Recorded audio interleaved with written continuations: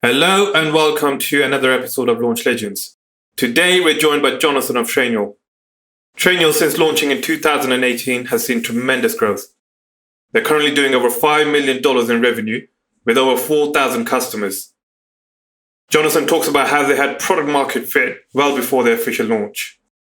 They had 16 customers using a very basic version of the application since 2014. That really helped them refine the solution and hone the product. So there's a ton of value Jonathan provides in this interview. But before, if you're watching this on YouTube, please hit the subscribe button, rate and review. If you're listening to this on a podcast, please rate and leave a review. Hey, Jonathan, thank you for being on the show. So, CMO of Trainual, I know you guys just launched in 2018, but in just about 2 years, you're doing $5.5 million in revenue. You've got 4,000 plus customers, and you're getting about 250,000 visitors on the site every single month. So tremendous growth. So let's talk about how you got there. But even before that, I would love to know who you are and why Trainual and why did you start that company with your brother? Sure. Yeah, it's been a wild ride the past couple, 2.5 years, almost 3. But all right, yeah, I guess if we're going back, Chris has always been the serial entrepreneur, right? Like even back to the days of the lemonade stands and the car wash businesses and stuff. And me as the few-year younger brother just kind of always wanted to do what Chris was doing. Like I just he looped me into all his like wild ideas and neighborhood schemes. And that kind of culminated into he started a video production company in high school.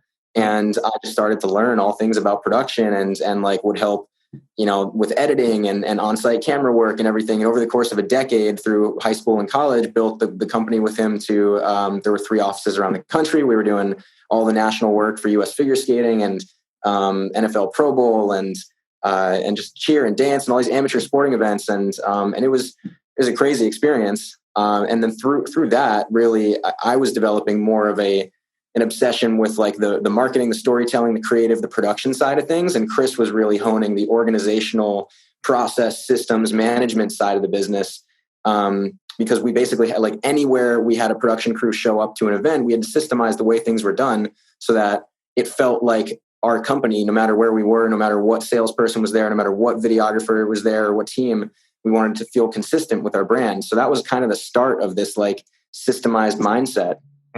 And then around 2012, when or 2011, when these things became popular and everybody in the stands had their iPads or iPhones, they started filming. We saw the writing on the wall, and Chris had at that point moved out to Arizona, and I was moving out to Colorado, and we were both a little jaded on the production business, and so he ended up starting a consulting company called Organized Chaos to help other businesses learn to systemize the way he had done with Event Video Company.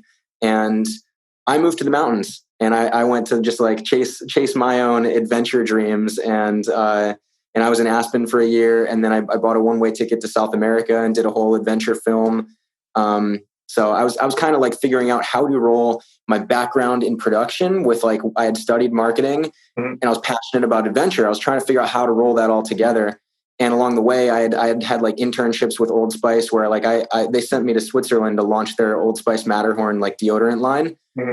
When like social media marketing was just starting in 2010, I did like the whole blog and Twitter campaign for them there. So I was starting to see the trends happening on like how to tell a story and connect with consumers in a real authentic way based on where the attention was going and be able to be in the right position to utilize my skill sets to do that.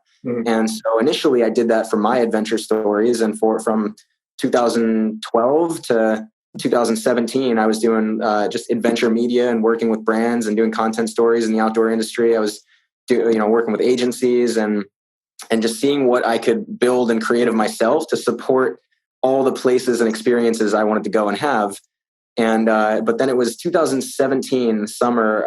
I got back from a month in Alaska where I'd been climbing Denali and doing a film up there. And I was kind of burnt out on the expedition life. And Chris was visiting for 4th of July. We were on the South Shore here of Boston. And he was pretty burnt out on consulting. It was like he had built a really great business, but it was tied to his time and he could only give so much.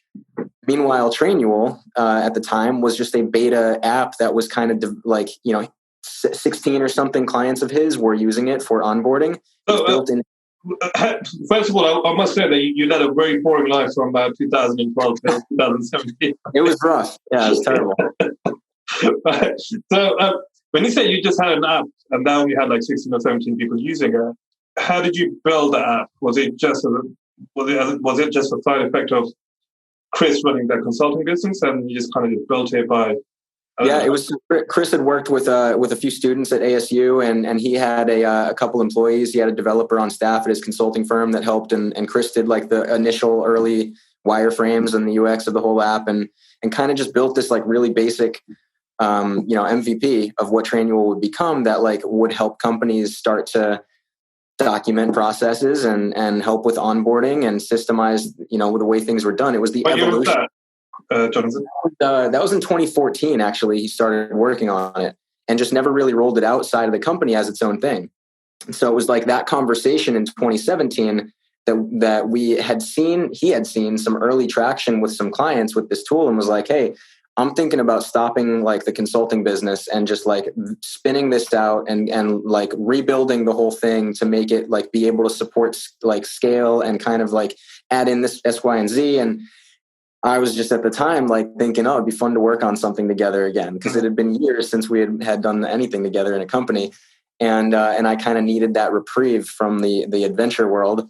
And so I actually, my wife and I put our place in Boston on Airbnb, and we built a bed in the back of my Jeep and cruised out to Arizona, and like we were there through the winter, and he and I worked to basically rebuild and remarket and get this thing off the ground. And so we launched the Trainual that you see today, like totally reskinned and everything, in January of 2018 with, shut down the consulting company. And that's great, because a lot of companies, they really struggle to find product market fit, and they go through a period where they are burning a lot of money, but they're not really finding out what the product is for and who it is for. But instead, Chris did consulting, and he built it very slowly, where he honed the product and the offering. And by the time you actually decided to build it into like a proper business, you probably had product market fit. Yeah. There, right? So that's very early on. Yeah. It was like the services were basically research and development for what would become like, let's take the DNA of the services that Organized Chaos used to provide and figure out how to make that happen in this app. And that was kind of what was being finessed in the background with very little attention along the way. And then in a big way, we put the attention into it in early 2018. And right early on, we knew like who we needed to go after. We knew that the target demo was that like the entrepreneur business owner who had got to the point where they needed, like, it can't be all on them, right? They need to figure out how to document what they do so they can delegate it. Like you get beyond the one person departments and you get to 10 people, you get to 15 people, and then it becomes chaos. And so like this app was literally in the DNA of it, built out of informed by services about how to organize the chaos in a business as it grows. So we knew that was our market, and we had the proof, which I think is like, it's the most important part of launching a product is proof, right? Like even before Trainual, going back to those, the tough years of the adventure world, right? Yeah. Like I had a film called Between the Peaks, and the only way that I got like 17 of like the outdoor industry's biggest brands to get behind this film is because I was able to get the cover story of like the Aspen Times Weekly, because I like pitched the journalist hard enough on this idea of what we were going to do. And then they ended up doing a feature story. And then I like went and knocked on doors at the Boulder Business Park and like slid that magazine cover with like my phone number under the doors and created conversation. But like that early like press, the proof, was how the ball started to roll. And that was the same thing with Trainual. Like when we launched, we had the proof of these initial stories of like, hey, here's a company that's been using this, that's gone from 3 to 300 employees. Here's a company that went from 1 to 5 locations. Here's a company that sold, right? Like we had proof that we could market with, and also knew who we had to speak to. So Jonathan, let me ask you this. That's not the traditional way to build a software company, right? You had a very smooth transition. If you were to start again in a completely new industry and new product, would you do it the same way where you start consulting with the businesses in that industry and then really learn the market and then start to build a product? It's probably a very long way into building a SaaS company, but would you still do that or would you do it differently now? I still think that that's a smart way to do it. I think you will build the best product if you know how to solve it, manually first, right? I think that no process in our company, whether marketing or sales or anything, we don't believe anything should be automated until it's first approved manually, right? And I think that that's often the trip of, in my opinion, a lot of software founders is that they try to set out to automate a problem before they know the best way to do it with your bare hands, right? You're I don't know. It's thinking about inventing the drill before the screw, right? Yeah. I mean, sometimes they automate the wrong problem where it's not a big enough problem and they realize, oh crap, okay. Or maybe they've automated too much to the point that the product is not usable anymore. So, right. I think if you just go down the I'm going to build this, and you go in and get the developers and you build the idea and the wireframes and you get the thing, you haven't had enough conversations with the target demo, with the user who's going to will this work for them? You haven't had those conversations, and then you've already put in the money and the effort and the time to build something without having first had those conversations and hands-on experience of knowing what needs to be built. Yeah, you're right there. But even then, that's quite risky. I mean, that's the best way to do it. But your way is still safer because, look, you can go into an industry and interview, say, 50 or 60 people. And I've done that before in a product that failed, where I interviewed very extensively and I knew I had the problem nailed down. And by the time we built the product, they loved it, but they wouldn't use it because they were just too comfortable with what they were doing already. So it was a real struggle to move them across from wherever they were working, which was highly inefficient, to something that was far better. Yeah. We could not anticipate it. So, and we could only find out if we were working in the industry for years, like your brother did. Right. Yeah, I mean, that's obviously the best way to build anything is to draw on your own experience and to first identify what's the problem that needs to be solved. And so it's not just a scientific hypothesis. It's not a thesis coming out of just I think I can build this.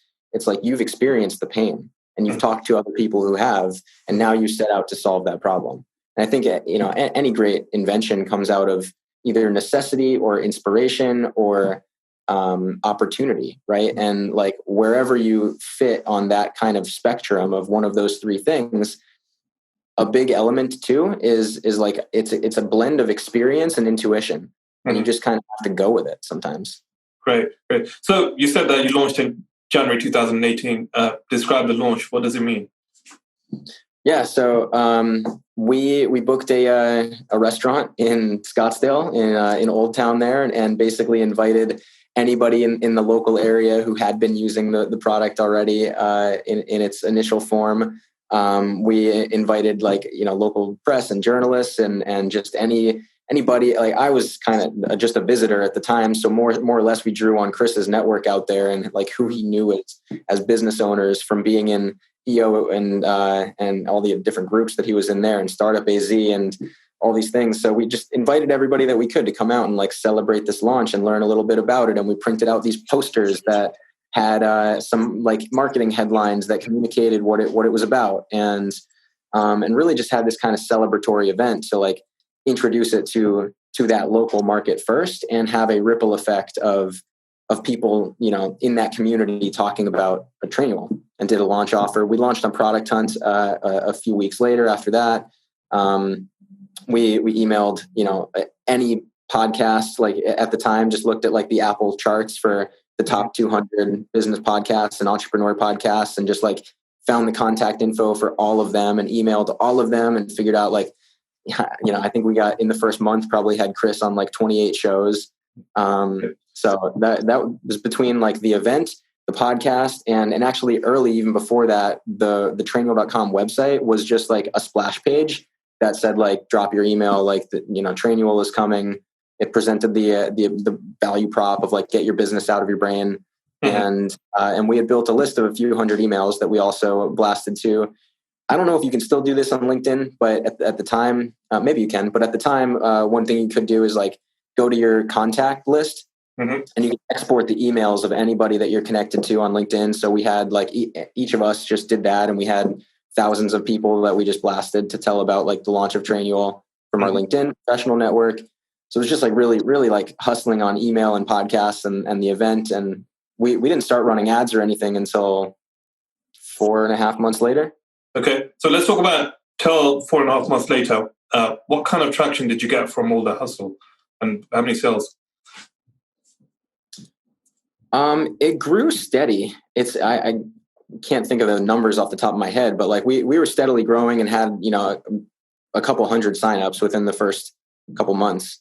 And we were getting, you know, it was like at the time we'd be like see 1 or 2 or 5 signups in a day, and we'd be like thrilled, and we'd all like drop emojis on like the Slack signup channel and celebrate like anytime that we saw somebody signing up. It was super exciting, but it was pretty steady. Were those free signups? What was that? Free signups? No, I mean up until literally the start of July, we required a credit card up front. Okay. So for the first 2 years of the business, or 2.5 years of the business, it was a credit card up front. That was kind of the gate to basically say like, high intention, like I'm here, I understand what this is going to do. That was our hypothesis on that, and then people would get in, and then we'd end up converting like 60 to 70% of people out of the trial. And of course, when you're like auto charging a card at the end of a trial, you have higher conversions, and at the same time you have higher churn. But like we played that game for a while. We recently just switched it all over, so now there's like no credit card required on the trial. Everybody just get in, try it out. Great. Like we're like bringing so much attention and traffic from our ads, like that we just want people to check it out. So, right. So why did you decide to run ads compared to other channels, content? Or I know you guys do SEO and you're doing great with that, but you started with ads. What was the reason behind that? I mean, we just knew it's a game of attention and awareness, right? And like, where is everybody spending their time when, like, if you're not working, or even when you are working, people are just staring at this. You're on Facebook, you're on Instagram, you're on YouTube, you're on LinkedIn. Like those are just the channels that people are. And we had been like, you know, consuming enough content with talking with coaches. We were in the this Wake Up Warrior group. We were in SaaS Academy. We were, I was following Gary Vee and like just hearing about like obviously the opportunity with Facebook ads specifically at the time. And so we figured like, why not try this? Of course, let's give it a go. Like, let's put some money here and see what happens, because, you can pound the pavement and dial the numbers and send the emails as much as you possibly can. And that's great. And you'll get some traction. But I mean, there's a reason we don't have a robust like outbound sales team. And I think that's more and more like SaaS marketers that play to the SMB space, specifically even the startup to small business space. You're not playing with generally a high enough value product that it merits that kind of outbound sales effort. And so you need to crack that inbound marketing code, and you need to figure out where can you pour gasoline on the fire to just like get the brand out there and get more awareness and get more traffic in. And ads were the obvious answer. Right. So we initially started spending on some Facebook ads. And the first things that we did, I don't have the book handy with me, but like the first thing that we did was understanding that like we were talking to somebody who, if you had read the E-Myth or Scaling Up or Rich Dad, Poor Dad, or like there are certain books that just have that like systems mindset, right? That you read and you know that you need to build this like franchisable prototype of your business, and you need to document processes. And so we knew like if we could capture the people that have already read that book, we just needed to give them the solution to take the next step. We didn't have to educate them on why it's important. So the very first ads that we started running were like Chris holding up the E-Myth, literally just so like if you're going through your scroll in your feed, you see this book that you recognize. So it's drawing off that kind of brand attention and equity, borrowing from that. And he's like, if you've read the E-Myth, like, you know that systems and processes are important for your business, but what it didn't give you is like the next step. And so what Trainual does is allow you to, like, that was kind of the initial thing. Mm-hmm. And then we saw like E-Myth, coaches commenting and like tagging Michael. And now Michael's actually an advisor of ours. We've got a great relationship with him. We've done some content together. So that's been awesome. But like, that was the initial aha, is thinking like, what's the outside of social media, where are people looking for this information, and how can we get them in a point where we don't have to educate them that this is important? We just have to provide them the opportunity. So what does your Facebook funnel look like? What does our following look like? Funnel, the funnel. Oh, funnel. Yeah. We've not really done a lot of funnels. Like it's like direct response has been amazing. So let's like initially we have the pixel on like a free, as soon as somebody starts a trial, it fires the Facebook pixel to say like they started a trial. Great. Now we create a lookalike audience against that. But initially, to get even traffic there, we built like interest-based audiences. So it was like, you're targeting people who are entrepreneurs, who show small business owner behavior, who like Michael E. Gerber and the E-Myth, who follow Tim Ferriss or Gary Vaynerchuk. Like we just kind of like went down that funnel of interest-based targeting to build the initial audience, to show the initial ads, to get the initial traffic, to get the initial trials. And once we got enough trials, Facebook was able to optimize that lookalike audience well enough that became the best ad set. That became the gold. And then from there, the things that, it's like we show the ads. We hope that it gets somebody's attention. We like double click on the pane and show them the possibility, and then they get to the site and then they sign up. And if they don't, then they get retargeted with customer stories and with our G2 rankings and product news and things like that. But that's we don't have like a download this ebook and get into this webinar. Like nothing we do is like email gated in the traditional funnel sense. Right. So I know eventually you started doing a lot of SEO as well. Let's talk about how SEO and ads, they go hand in hand, they complement each other. How did it do that for you? Yeah, I mean, honestly, we didn't put much attention into SEO for a very long time. It just, whatever we had that was working organically, it was great. Like, small business systems and standard operating procedures and process documentation. Like a few of these things just happened to work for us based on content that felt natural for us to create. We didn't like initially do like keyword research and say like, oh, now we need to like rank for these terms and let's create this content. Like for us, we started with just like what feels natural and valuable for like what we want to create and valuable for our audience and what's authentic to our voice and what feels more like brand journalism than like SEO content writing. Because I've always had such a high caliber like expectation for how we wanted to present our brand and our brand voice, that when you go from a Facebook ad that feels so real and authentic, that's literally just like Chris and I walking down the street with like a selfie story, and we're just talking about like you can't clone your best people, but you can clone your processes. And he used to always tell me to take personality tests to like hire people. Like we had fun with it. And so when somebody's like looking at your stuff, you don't feel like a business, you feel like a friend in their feed that they forgot they followed. And then they're like, oh, what are they talking about? Mm-hmm. And so we wanted, like, if you click through that and you get to our site and our content, we want it to feel like it's still our voice, like it's still real. It's a human, right? And that's, I think, the downfall of a lot of like SEO is it feels like mechanized, just like built to rank for Google instead of built for providing value to your user and having any kind of conversational copy.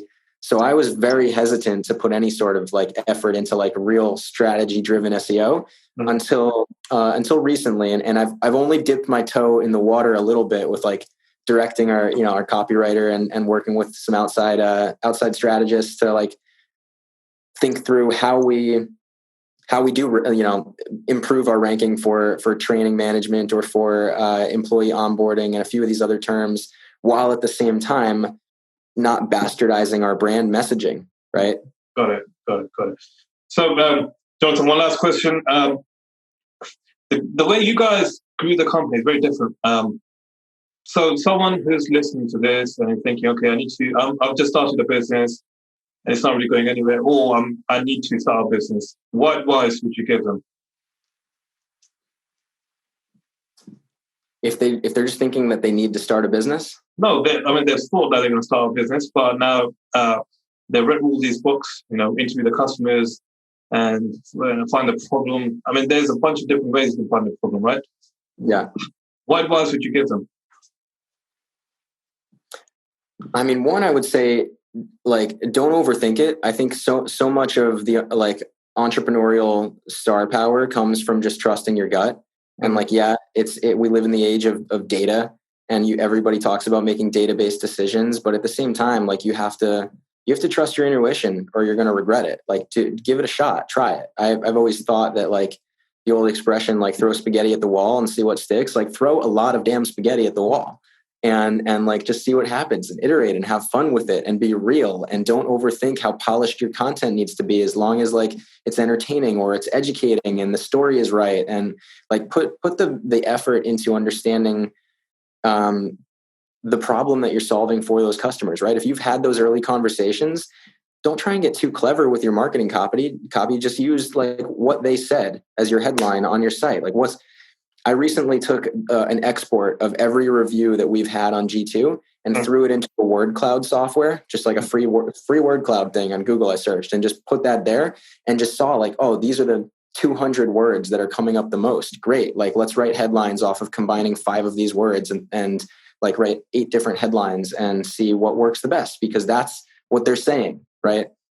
So I would do that. And I would also be really, like, the way that we leaned into knowing that our buyer would have probably read the E-Myth, or probably watches Shark Tank, or probably follows Gary or Tim, or understand more than just their business behavior. Understand who they are as a person. What are their interests? Where are they learning? Where are they spending their time? How are they, who are they learning from?